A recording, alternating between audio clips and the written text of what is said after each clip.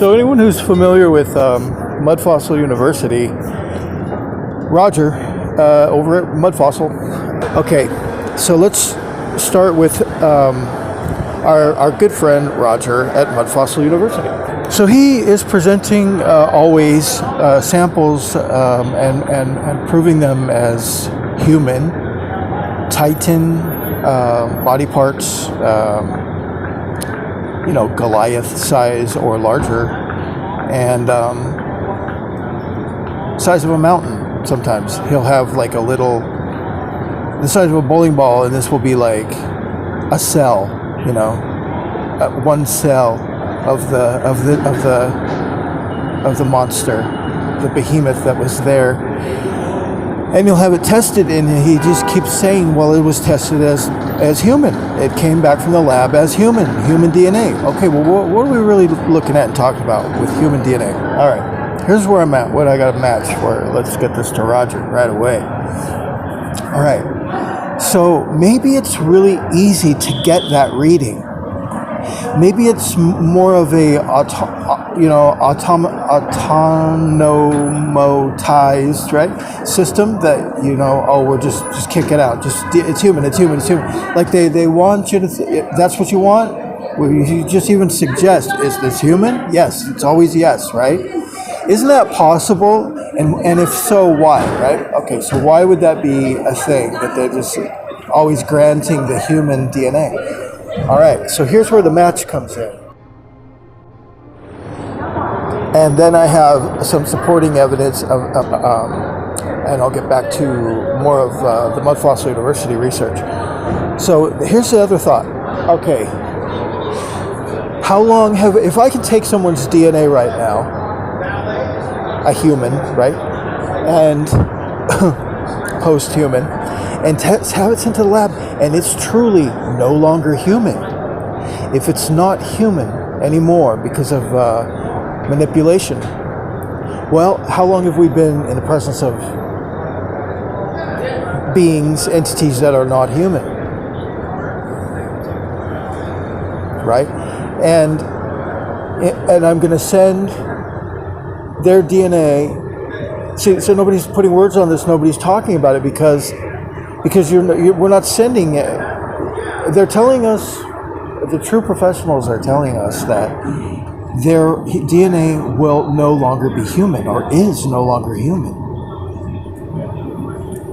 Okay, well, if that's the case, where are the documents? Why are we not getting results back from labs that we can look at that are showing us, that's a different sequence, da-da-da-da-da. All right, so we've always been testing human. The whole human race, the whole race of whatever we are, has always tested human. They're saying we're human. Maybe we're not. Maybe we're not. Maybe Roger's samples aren't human either, right? Now these Titans, these Goliaths, beyond a certain height structure, there's a break where the creature switches over to a silica base. Silica, like a rock or stone based, moving but stone based being, right, like similar to like what stones are, silica. So, and this is not going to test human. So why is Roger getting DNA? Why is Roger, and why are they putting silica packets in all of our shit? Right? Okay, now here's my supporting evidence. When you find a deposit in your backyard of gold coins from the 1,200 years ago, how that keeps happening to you, or if you find a pot from 6,000 years ago, right? How do we know it's 1,200 years old? How do you know it's 6,000 years old? Because you sent it to a lab, and the requirements, the criteria that they require to test it is that you send in a sample of the sediment or mineral deposit nearby it, right near it, right in the same little pocket of wherever you got it. Now they test your object based on the mineral deposits immediately around it. right? Because we have like cultural layering, and then they're bullshitting us depending on these layers. But if you know about mud floods and how everything is just emulsified into a big soup bowl, okay, well now the sediment sample is no longer valid as an age qualifier of any kind, any more than the pot could be 25, 50 years old. You know, we found a damn Nokia phone. In a there's a ship sticking out of a rock. You know what I mean? So.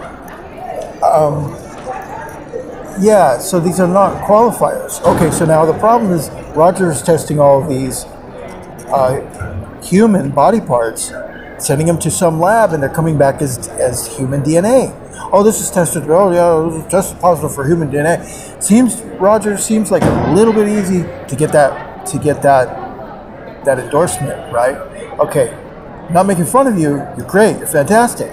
We all really appreciate your work, and everyone's relying on you being there. Thank you.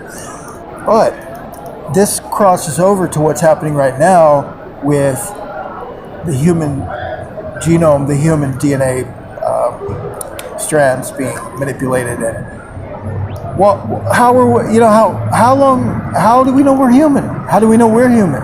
Maybe it's just really easy to send something to the lab and say, yeah, that's human. That's human DNA. How long have we been around? How long have we been around? How long have we been around beings and entities that are less than human or not human at all? And who's to say, he is and she's not and I'm not and you are? Man,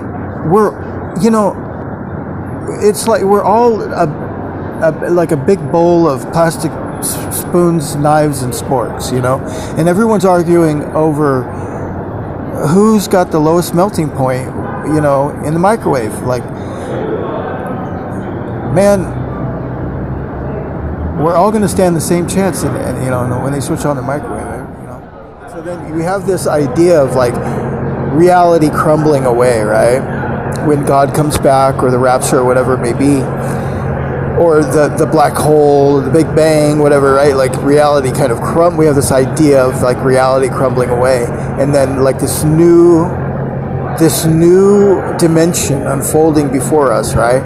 Couldn't that idea be born out of our deep knowingness about where we actually are, and we are trapped within this matter, the situation, this graphene, and everything is everything. Us, everything here, all the ideas, everything shapes and forms, right?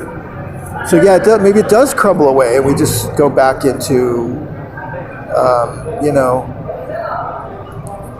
the presence of God, right?